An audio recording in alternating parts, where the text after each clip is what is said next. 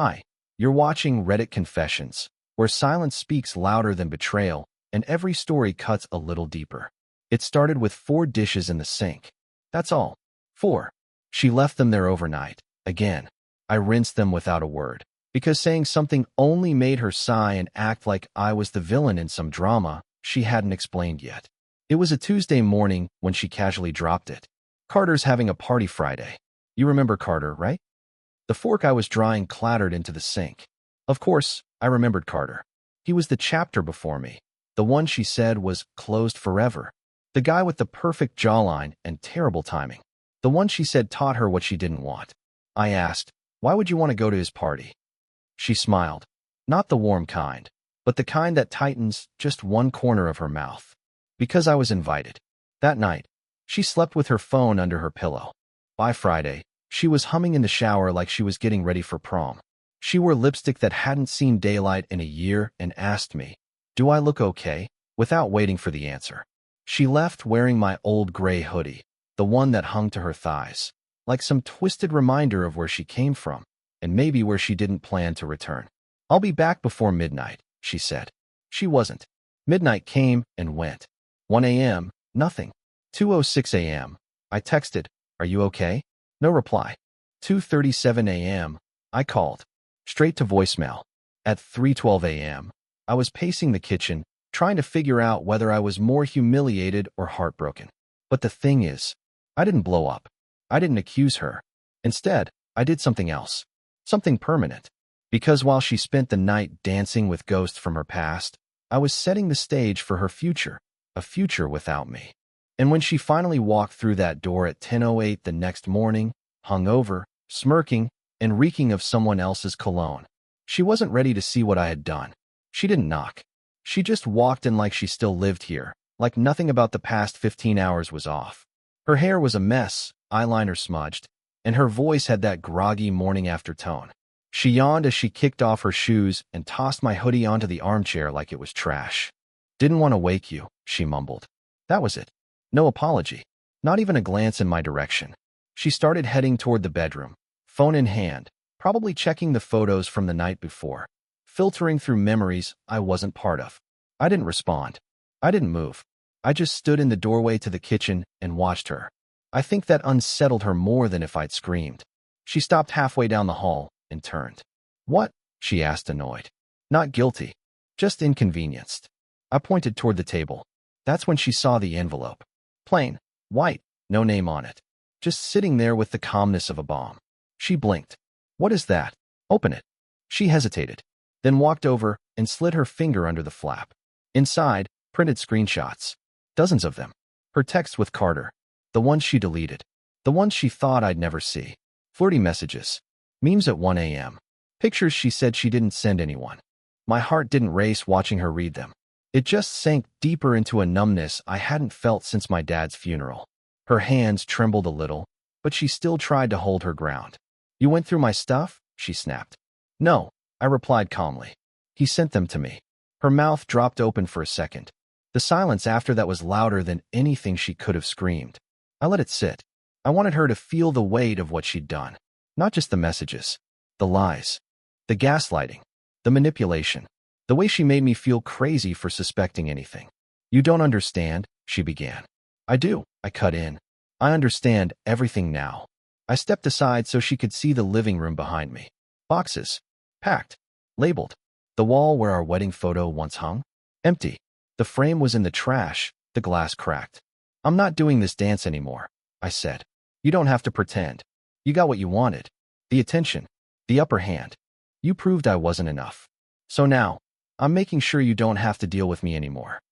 Her face twisted, not with sadness, but with panic. She hadn't expected this. She thought I'd beg, plead, cry. She thought she still had control. "I didn't mean for it to go this far," she whispered. "But it did," I said. "And now I'm done watching you set fires and pretend your hands are clean." And with that, I picked up the last box, walked past her, and left her standing in the ruins she pretended weren't burning. I didn't slam the door behind me. I didn't look back. I carried the last box down the stairs like I was moving out of a stranger's house. It didn't feel like I was leaving my wife. It felt like I was escaping a performance I never agreed to be part of. I had everything planned. The storage unit, the Airbnb, the burner phone. I know how that sounds. Paranoid. But when someone you love spends the night at her ex's party without shame, paranoia becomes preparation. And I'd spent the last month quietly preparing for a moment like this. Not because I knew it would happen, but because something deep inside me whispered that I couldn't afford to be caught off guard again. When I reached the parking lot, she came running after me. No shoes, just her socks on cold pavement. "Colton, wait," she yelled. She was clutching her phone like it might save her. I didn't stop walking. "Can we just talk?" she pleaded. "You can't just leave like this." I turned and looked at her, really looked at her. The smeared mascara, the fake tears, the same manipulative expression she used whenever I caught her in half-truths. I almost laughed. She still thought this was the part where I crumbled. "I've been talking for years, Lila," I said. "You just never listened." "You're blowing this out of proportion," she snapped, her voice rising. "It was just a party. You're acting like I cheated on you." I tilted my head. "Didn't you?" That froze her. The moment stretched. She swallowed hard and said nothing. I turned back toward my car, opened the trunk, and placed the box inside.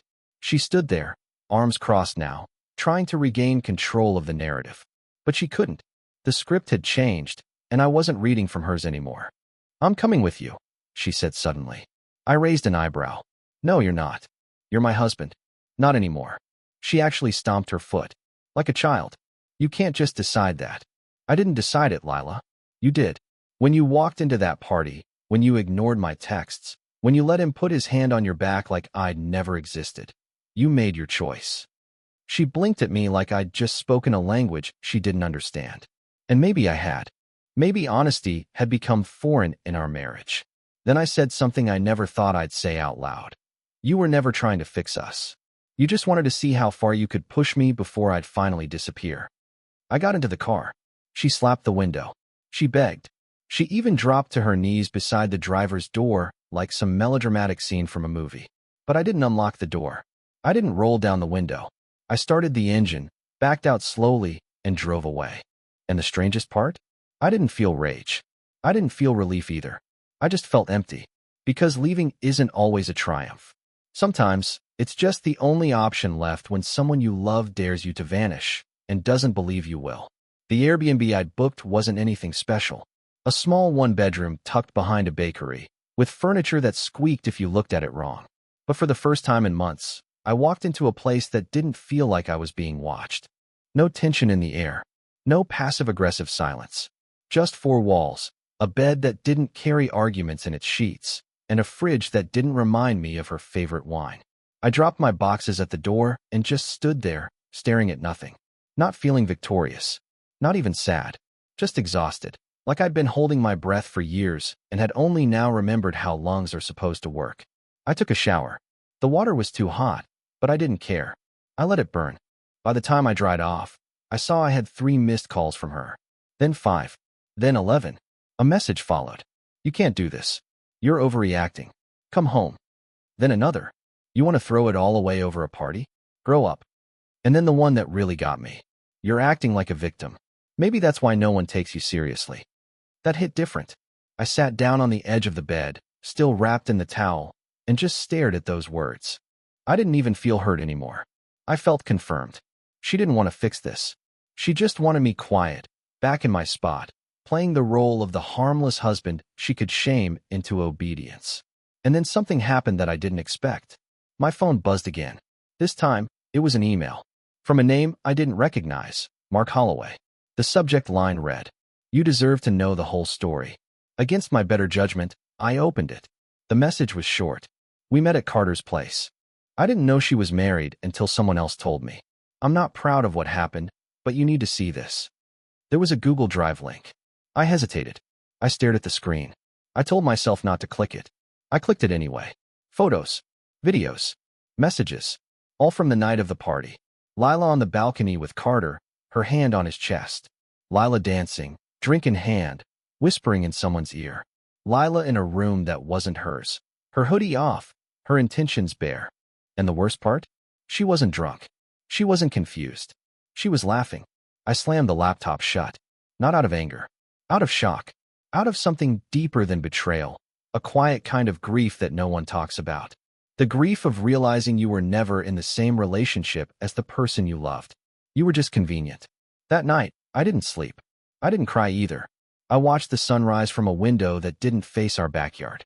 I thought about who I'd been for the last 7 years. The man who flinched at confrontation, who gave too many second chances, who shrunk himself smaller and smaller just to keep her love from slipping through the cracks. But I wasn't that man anymore. Because by the time her 13th voicemail came through, I wasn't listening. I was already writing my own story, one without her in it. By morning, I had packed away every trace of her. Not just physically, emotionally. It was like something inside me had snapped so cleanly that I couldn't even miss her properly. I kept hearing her voice in my head, though. That smug tone. You're acting like a victim. As if I hadn't carried this marriage on my back while she danced with the ghost she invited in. I hadn't responded to any of her messages. Not the wall of texts.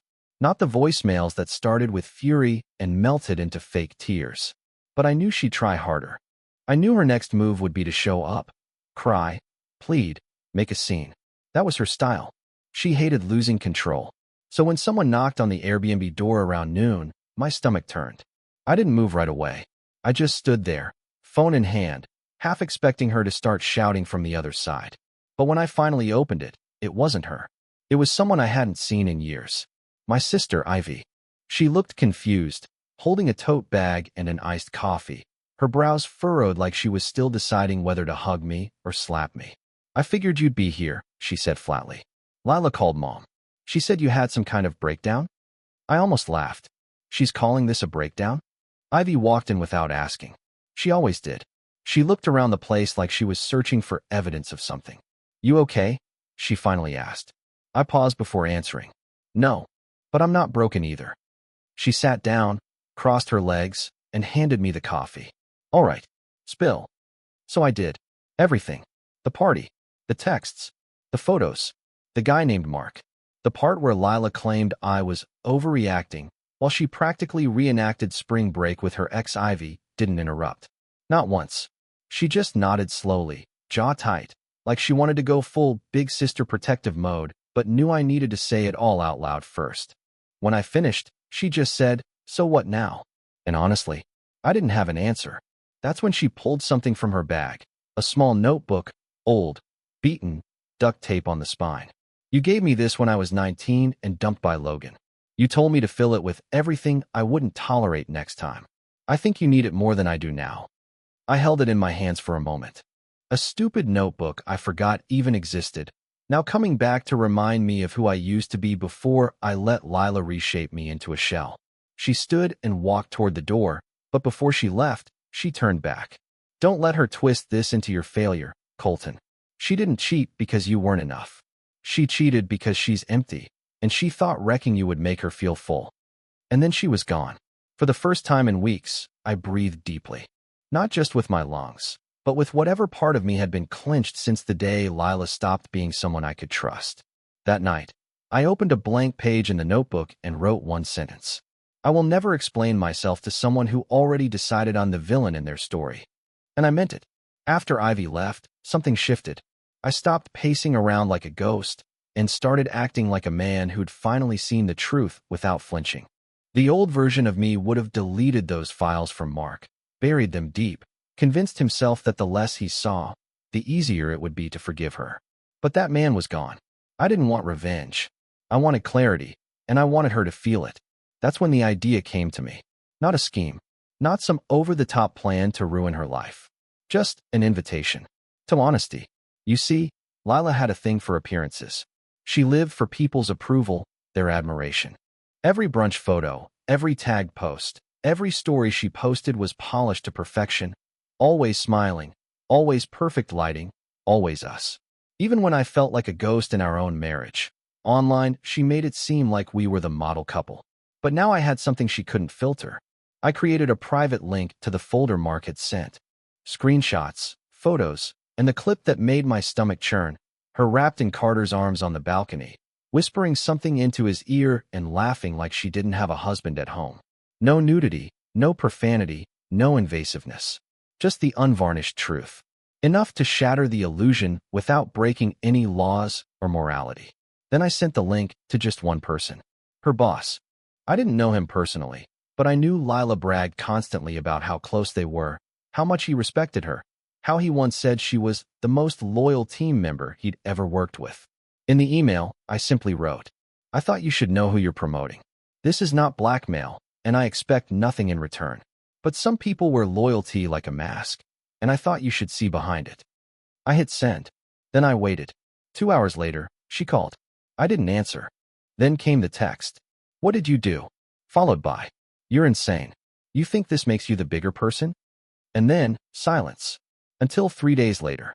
She showed up at my new place. I hadn't given her the address, but Lila had always been resourceful when it came to control. She banged on the door like she owned the building. I didn't open, but I stood behind the door and listened. "You ruined everything," she shouted. "You don't even know what you've done." I wanted to laugh.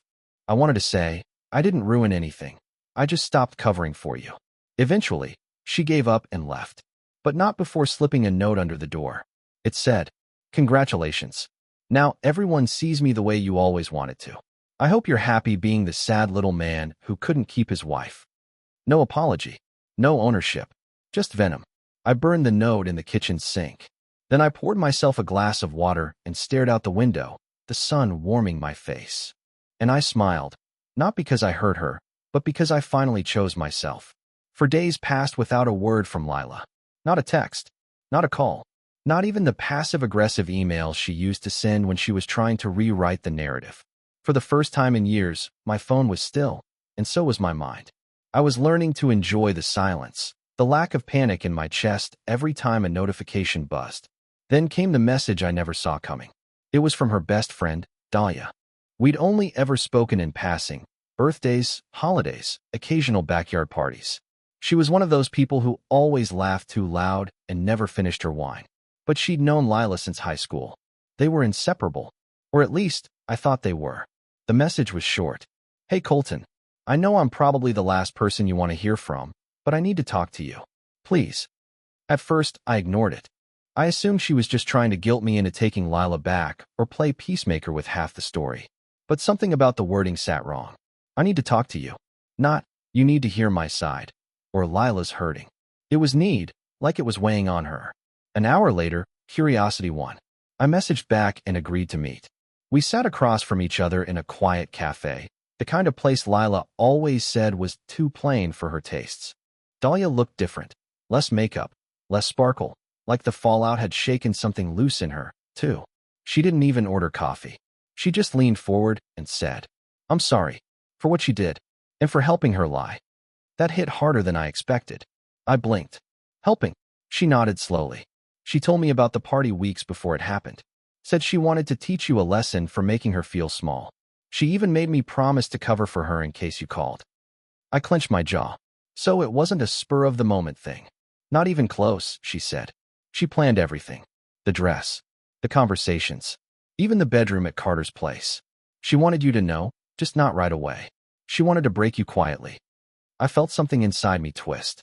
Not pain, not even shock. Just confirmation, again, that I'd spent years loving someone who saw vulnerability as a target, not a gift. "Why are you telling me this now?" I asked. Dahlia looked down. "Because I watched her become someone I don't even recognize. And I let her. And you didn't deserve what she did. I'm not asking you to forgive her. I wouldn't. But I figured if anyone deserved to know the truth, all of it was the man she used as a mirror for her self-hate." I sat there, trying to process the weight of it. All the nights I blamed myself for her distance. All the times I thought I wasn't funny enough, smart enough, wild enough. None of it had ever been about me. I was just the placeholder for the life she didn't want to admit she chose. When we stood to leave, Dahlia handed me a small folded note. "She wrote this for you the morning after the party," she said. "She was too proud to give it to you, but too guilty to throw it away." I didn't open it right away. I waited until I got back to the Airbnb. The paper was creased, the handwriting messy, like she'd written it in a hurry. It read, "If you're reading this, I guess you already know." I thought I'd feel powerful, but instead I just feel hollow. "You were never the problem, Colton. You were just the only one who stayed. And I hated that you kept loving me even when I didn't deserve it." I folded the note and dropped it into the trash without a word.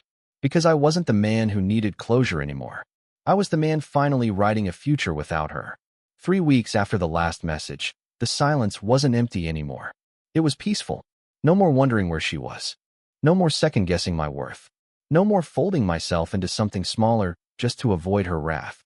I signed the divorce papers without shaking. She tried reaching out one more time. A voicemail where she sounded almost human. She said she missed me, that she couldn't sleep, that the apartment felt cold without my stupid morning routines. But she never said the words I had once begged to hear. Not "I'm sorry," not "I was wrong." And that told me everything. The job I'd been too afraid to apply for, I got it. New city, new start.